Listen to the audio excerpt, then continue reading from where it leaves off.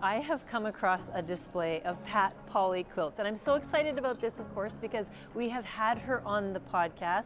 We've shared her story. It was episode 214. So Pat, can you just introduce this show of quilts and tell us a little bit about it? Well, it's funny, I had to come up with a title, and it's called Pieces and Resistance.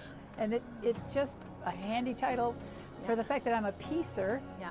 And the resistance is the part where I need to resist in order to print. So I'm a printer, and I use those prints to make my work. Yeah.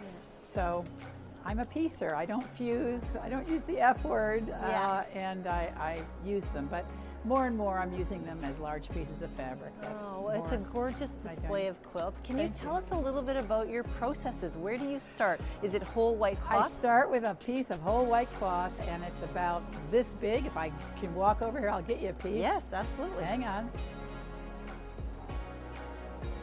Sure. So I've got a piece of fabric that's this big. It's as wide as it is long, and it's cotton, white. And this is just a whole piece I've done, and another. So they can be as intricate as this, where I've got lots of different techniques on it, printed, it's silkscreen and monoprint and rubbing and stencil and all kinds of stuff.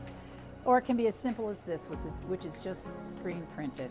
So can you tell us a little bit about the products you use? Is it gel printing? Is it dye? Is it right, paint? I'm using dye, and I'm using a thickener. So they're Procyon dyes.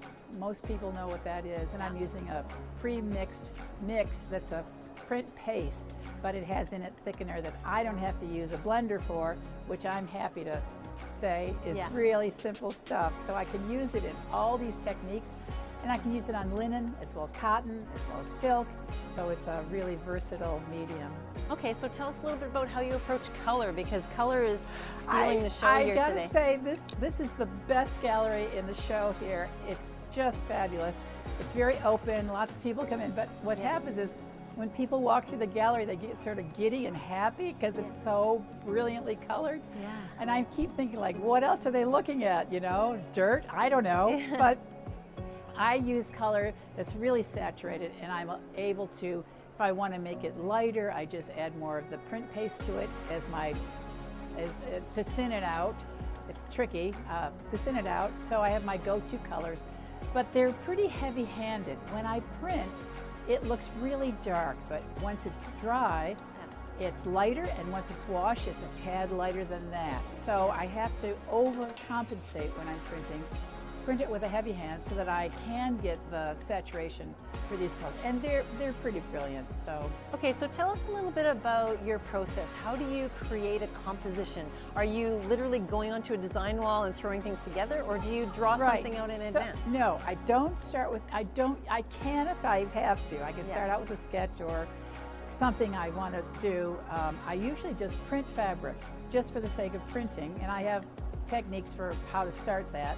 And then I have a pile of a few hundred of these pieces, for which I will take maybe 4 or 5, and I'll set them aside as my palette, so to speak. I've got light, dark, something that's rather bold, something that's quiet, and I'll just work with those. I'll try them out on the design wall to see how they're going to look, and then I won't go back.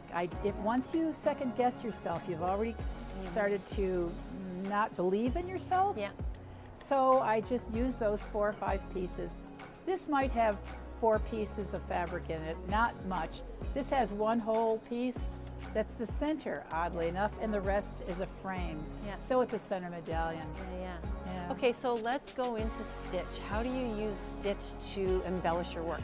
Well, I know there are no beads or metallic threads. I just quilted. I'm using a wool batting or wadding. Here I have to say wadding. Yeah.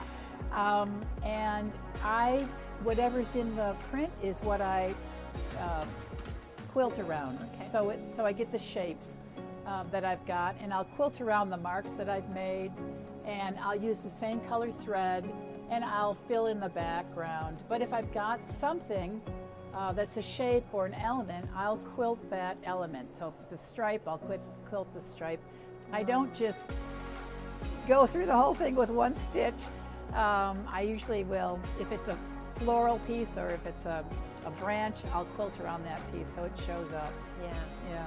So if people are watching this YouTube video right now and they're thinking, oh my goodness, I would love to take a Pat Pauly course or learn how to do these processes, where can they find you online? They can go to my website, patpauly.com, pretty simple. I do put classes up for online classes, and I also have a calendar for where I'm teaching live. Yeah. And I'm all over the place teaching live, so West Coast, East Coast. I hope someday to teach here in England. I think it would be lots of fun. Okay, I'm here with Pat Pauly, and we're in front of a piece called Rite of Spring. So let's start off by talking about, how do you come up with the names for some of your artworks? Well, it's interesting. I was building this, but it was turned 90 degrees, and so one half, you know, the middle went down the middle. Okay. But when I flipped it, I realized I had a landscape.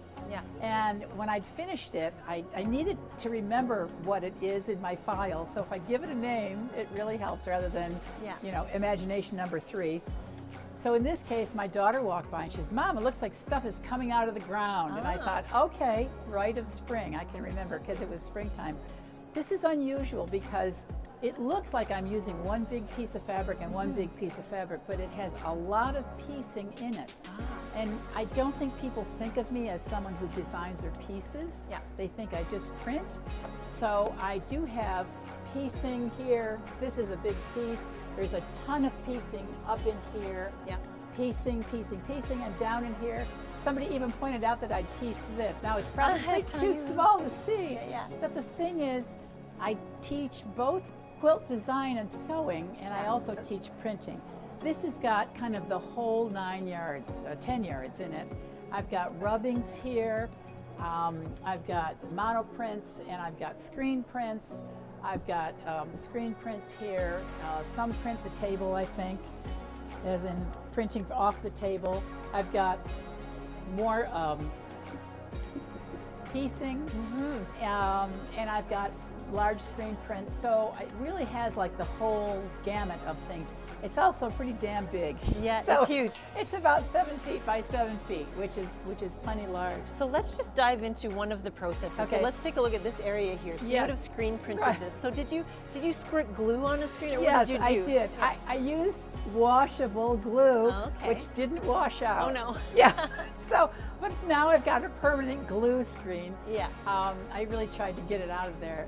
So I can now use, I also use soy wax on the back of my screens. Yeah. So I can draw that soy wax. What I love is I can wash the screen with cold water, the wax stays, or hot water, the wax goes. Yeah. I don't put it on my fabric. Yeah. Well, I love this, and it's so nice to take a little step into your brain and how things work. So I really appreciate that. Thank you so much for sharing some of your story and today. It's really a treat to see you here. Yeah, you and too. not on my little screen. I know. It's wonderful. Thank you for having me. My pleasure.